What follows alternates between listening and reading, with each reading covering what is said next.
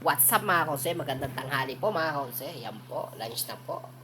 Dito po sa school po ako. Yan, nag-order po ako ng isang kanin. Isang kanin, saka ulam po. Yan, inuna ko muna po yung kanin. Yan po mga konse. Tapos kinuha ko pong aking dinugo. At mga konse, yan po. Yan po, yan. Yan po. Tapos na, yan, nalala ko na po dyan. Yan na po yung mga in-order ko. Nag-order po ako ng kalahating kanin dyan. Tapos Mountain Dew po siya. Patulak po. Ayan po mga ka-onse. Kain po tayo ng tanghalian mga ka-onse. Mountain Dew. Rice. Half rice. Saka dinuguan po. Ayan po mga ka-onse. Kain na po tayo ng lunch. Kain po tayo mga ka-onse. Oops.